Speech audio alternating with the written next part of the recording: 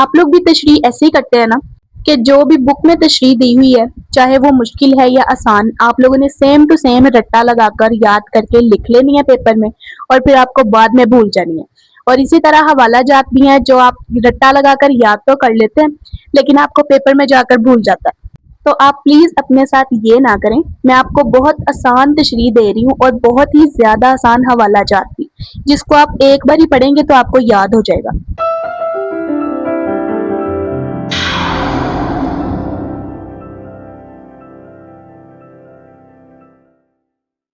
السلام علیکم dear students. آج کا جو ٹاپک ہے وہ ہے 10th کلاس اردو غزل نمبر 1 بازیچہ اطفال ہے دنیا میرے آگے. یہ ہیلپنگ بکس میں بہت ہی مشکل دی ہوئی ہے تشریح لیکن میں آپ کو اس کو بہت ہی آسان کر کے پرووائڈ کرتی ہوں. اس کا شعر نمبر 1 ہے بازیچہ اطفال ہے دنیا میرے آگے ہوتا ہے شب و روز تماشا میرے آگے. میننگز یہاں پر لکھے ہوئے ہیں آپ لوگ دیکھ سکتے ہیں لیکن جو اصل ٹرک ہے نا وہ میں آپ کو ابھی بتاتی ہوں. یہ غزل نمبر 1 میں نے ویسے ہی لکھا ہے آپ لوگوں نے پیپر میں نہیں لکھنا. اس کے بعد آپ نے سب سے پہلے کیا لکھنا ہے شعر نمبر 1 جو بھی آپ کے پیپر میں دیا ہوگا آپ نے وہ لکھنا ہے. اب شعر لکھنے کا بھی ایک طریقہ ہے. پیپر میں ہم نے نا پورا شعر نہیں لکھنا ہوتا. ہم نے پتا کیا کرنا ہے شعر کے پہلے 2 لفظ لکھنے ہیں پھر اس کے آگے ڈیش لگا دینی ہے 4. اس کے بعد ہم نے اس کے آخری والے 2 الفاظ لکھ دینے. اس کے بعد آپ لوگوں نے شاعر کا نام لکھنا ہے مرزا اسد اللہ خان غالب. پھر آپ لوگوں نے اس کی تشریح سٹارٹ کر دینی ہے.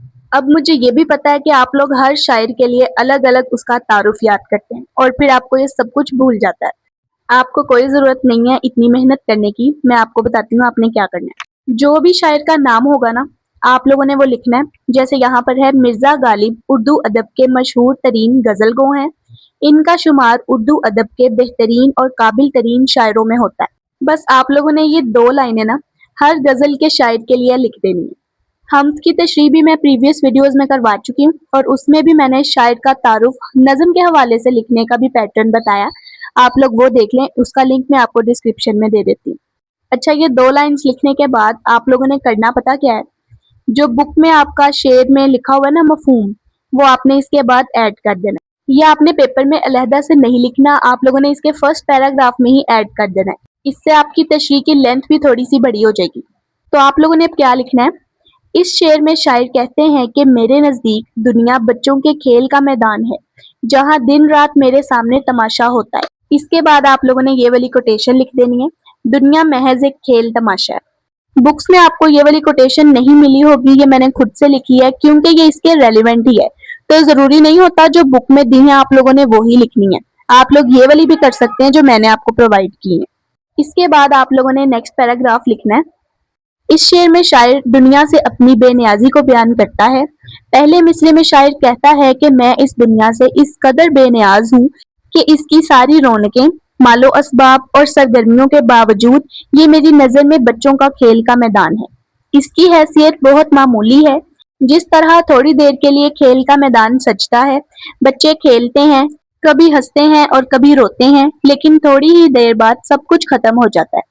اسی طرح سے دنیا بھی تھوڑی دیر کے لیے ہوتی ہے اور ایک دن سب ختم ہو جائے گا. اچھا ویڈیو آپ نے اینڈ تک دیکھنی ہے. یہ اینڈ تک بھی بہت انٹرسٹنگ ہے. اس پیراگراف کے بعد آپ لوگوں نے کوٹیشن لکھ دینی ہے جگہ جی لگانے کی دنیا نہیں ہے یہ عبرت کی جا ہے تماشا نہیں ہے. Subscribe to Arhaz notes hub for easy notes of matric and inter classes. آپ کے سلیبس میں 4 غزلیں ہیں. ان میں سے 3 غزلوں کے آپ کو اشعار آئیں گے اور اس میں سے آپ نے 2 کرنے ہوں گے اور ایک شعر جو ہے وہ 2 نمبروں کا ہے. اس کے لیے آپ کو 2 پیجز لکھنے پڑیں گے.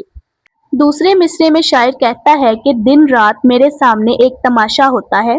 دنیا کی چہل پہل حادثات موت و حیات میرے نزدیک بچوں کا کھیل تماشا ہے جنہیں دیکھ کر میں مسکرا دیتا ہوں. میں انہیں زیادہ سنجیدہ نہیں لیتا اور نہ ہی ان سے متاثر ہوتا ہوں. یہ تماشا روز میرے سامنے ہوتا ہے.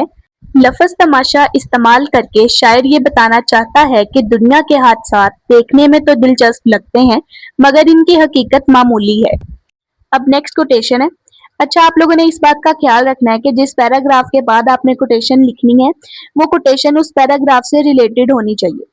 دنیا میں ہوں دنیا کا طلبگار نہیں ہوں بازار سے گزرا ہوں خریدار نہیں ہوں.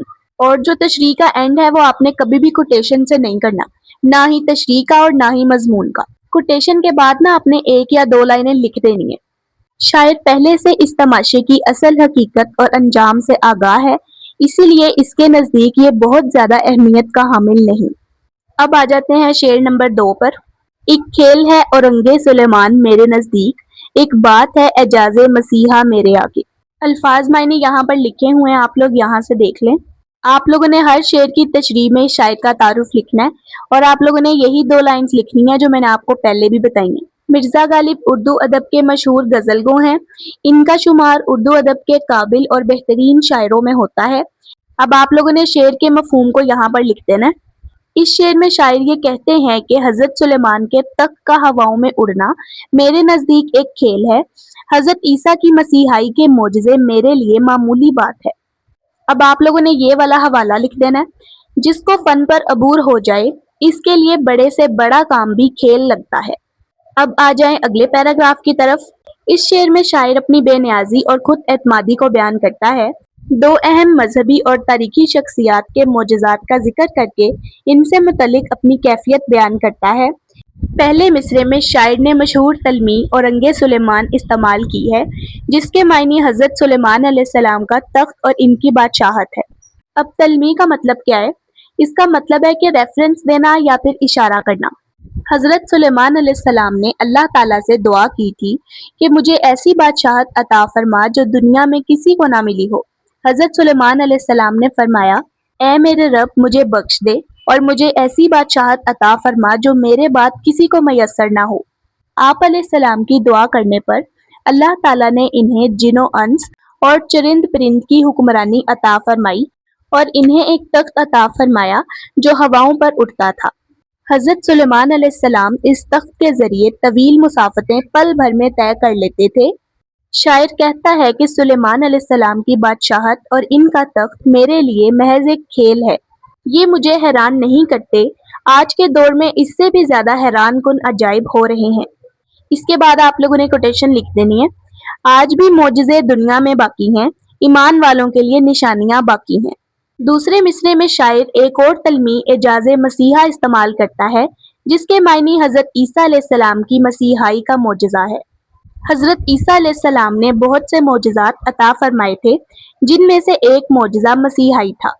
یعنی آپ خدا کے حکم سے مریضوں کو شفا دیتے تھے، یہاں تک کہ اللہ کے حکم سے مردوں کو بھی زندہ کر دیتے تھے. شاعر کہتا ہے کہ یہ میرے نزدیک ایک معمولی سی بات ہے. یہ شاعر کی بے نیازی اور درویشی کو ظاہر کرتا ہے. اس کے بعد یہ آپ لوگوں نے کوٹیشن لکھنی ہے. یہ قرآن کی آیت کا ترجمہ ہے.